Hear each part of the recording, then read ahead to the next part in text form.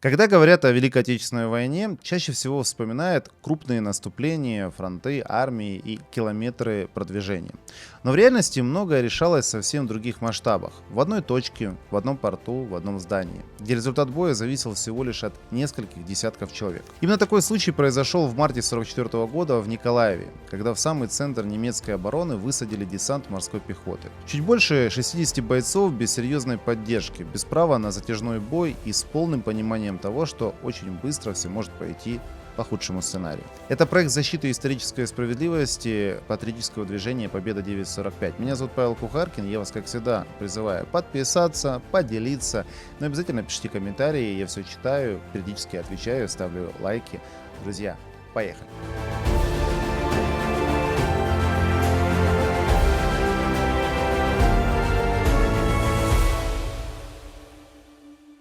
Как небольшой отряд оказывается в центре обороны противника и удерживается там почти двое суток. В этом выпуске разберем десант Ольшанского, какой был замысел операции, в каких условиях она проходила и за счет чего небольшой отряд смог выполнить задачу, которая обычно требует куда более серьезных сил. Важно сразу уточнить, задача десанта не заключалась в захвате города. Речь шла о другом – создать напряжение внутри немецкой обороны, заставить гарнизон реагировать, перебрасывать силы и терять управляемость. За счет этого облегчались продвижения основных частей Красной Армии. То есть ставка делалась не на прямое столкновение, а на точное воздействие на всю систему обороны противника. Десантники изначально понимали, что действовать придется в изоляции, без нормальной связи и без уверенности в том, что к ним быстро подойдут свои. Именно поэтому эта история важна не только как пример мужества, но и как пример точного расчета. Небольшой отряд должен был создать ощущение присутствия гораздо более крупных сил. К весне 1944 года ситуация на южном направлении постепенно складывалась в пользу Красной Армии, которая после серии успешных операций начала вытеснять немецкие войска и выходить к ключевым городам и портам.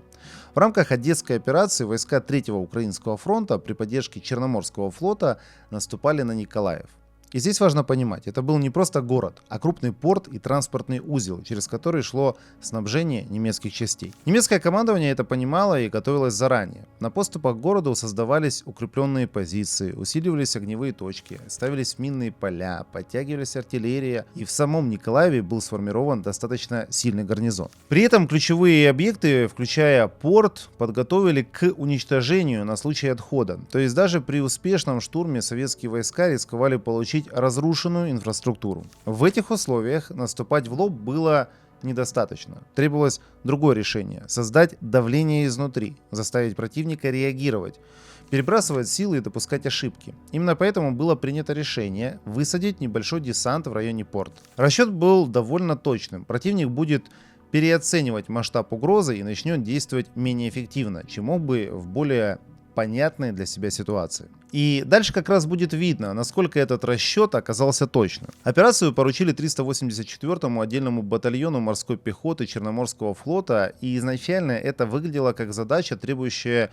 не столько численности, сколько точности и слаженности. Командир батальона майор Федор Катанов получил приказ подготовить десант для высадки в районе портового элеватора, а непосредственное командование отрядом было возложено на старшего лейтенанта Константина Ольшанского. В состав десанта вошли морские пехотинцы, связисты и саперы. Всего около 67 человек.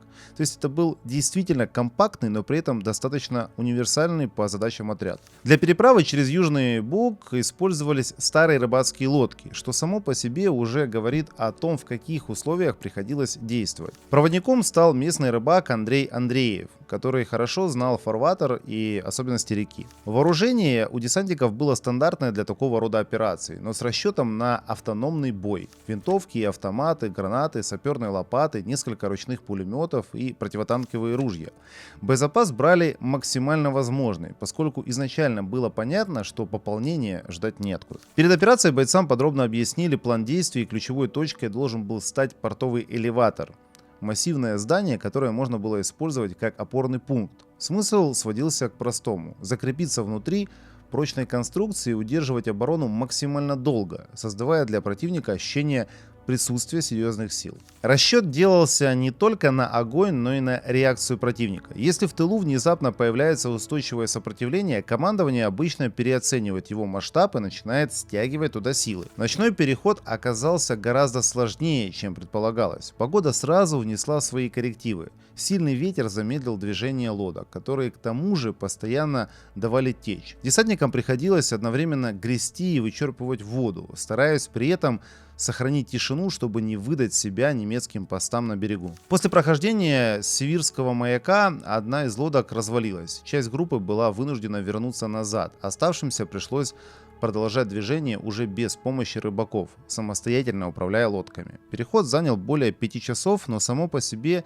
серьезное испытание, учитывая, что лодка была перегружена и оружием, и боеприпасами, а любое лишнее движение могло привлечь внимание противника. Несколько раз лодки почти садились на мели, их приходилось буквально проталкивать через мелководье, действуя максимально аккуратно. Все происходило в полной темноте, без возможности ориентироваться по привычным признакам. Единственное, на что можно было рассчитывать, это на опыт проводника и собственную дисциплину.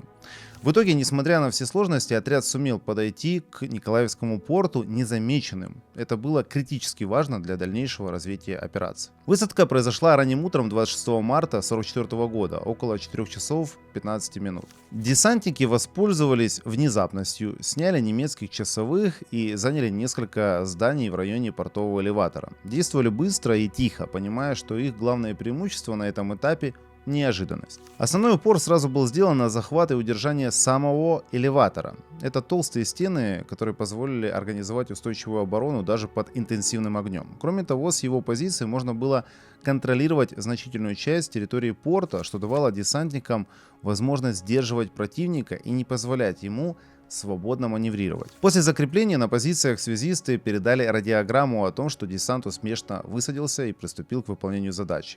Но уже тогда было понятно, что дальше все будет развиваться быстро и жестко. Во время осмотра территории один из бойцов подорвался на мине. Это была первая потеря.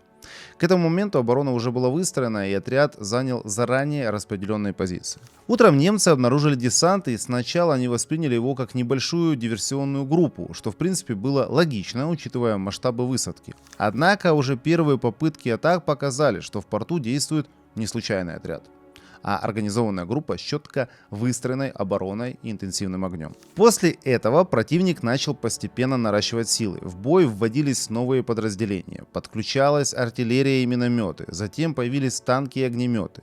Десант держал оборону в зданиях, бойцы использовали укрытия и вели огонь с разных уровней. Это позволяло сдерживать атаки, несмотря на численное превосходство противника. Всего было отбито 18 атак, и каждая из них начиналась с обстрела, после которого немецкая пехота пыталась приблизиться к зданиям и закрепиться внутри. Однако десантники удерживали позиции, используя ручные пулеметы, противотанковые ружья и гранаты, а при сближении переходили к ближнему бою. К вечеру положение стало крайне тяжелым, и именно тогда была передана одна из самых известных радиограмм этой операции. В ней говорилось, что противник продолжает атаковать, ситуация остается сложной, и десант готов вызывать огонь на себя. Это не просто громкие слова, это точное описание ситуации, в которой отряд понимал. Удержать позиции без крайних мер может уже не получиться. К этому моменту потери стали критическими, связь со штабом была нарушена. Радиостанция уничтожена, и управление боем постепенно переходило к младшим командирам, старшинам и сержантам. Но оборона не распалась. Оставшиеся бойцы продолжали держать позиции и закрывали наиболее уязвимые направления. Командир десанта Константин Ольшанский был смертельно ранен во время боя, но до последнего продолжал руководить обороной, и после его гибели управление взяли на себя другие бойцы. В живых оставалось все меньше людей. Многие были ранены, но даже в таком состоянии они продолжали вести бой. Особенно показательной стала ситуация с разведчиком Юрием Лисицыным, которому удалось прорваться к своим и передать донесение о положении десанта, хотя уже у советских позиций он подорвался на мине и получил тяжелое ранение. Тем не менее, информация была передана. Командование понимало, десант все еще держится. К концу второго дня в строю оставалось около 15 человек. И это уже была ситуация, когда речь шла не о полноценной обороне, а о том, чтобы удержаться максимально долго, несмотря на постоянные атаки, обстрелы и практически полное истощение. В это время основные силы Красной Армии развивали наступление на Николаев с нескольких направлений, и оборона немецкого гарнизона постепенно начала разрушаться. В город вошли части 6-й армии, 5-й ударной армии, 28-й армии и 2-го гвардейского механизированного корпуса, что окончательно изменило ситуацию. К моменту подхода советских войск бой в районе порта продолжался уже почти двое суток. В живых оставалось 11 человек, все они были ранены и обожжены. Тем не менее, даже в таком состоянии они продолжали удерживать позиции до самого соединения с наступающими частями. Главная особенность этой операции заключалась не только в самом факте удержания позиции, а в том, что немецкое командование до конца было уверено, что в порту действует крупный десант. И именно это заставило его отвлекать значительные силы, которые могли быть использованы для обороны города на других направлениях. История десанта Ольшанского стала одним из наиболее известных примеров стойкости морской пехоты в годы войны. И в официальных донесениях подчеркивалось, что отряд за двое суток отразил 18 атак, нанес серьезный урон противнику. Все участники десанта были удостоены звания Героя Советского Союза. В большинстве случаев посмертно, но само по себе является крайне редким случаем коллективного награждения такого уровня. Освобождение Николаева было отмечено артиллерийским салютом, а батальон получил почетное наименование Николаевский. Позднее память о десанте была закреплена в мемориалах, названиях улиц, кораблей и других объектах, потому что за этой историей стоят люди, которые сделали невозможное и удержали позиции в ситуации, где шансов почти не было. Друзья, пишите комментарии, подписывайтесь на наш канал, напишите, какие выпуски вы еще хотите увидеть от нас, и до скорых встреч. Пока!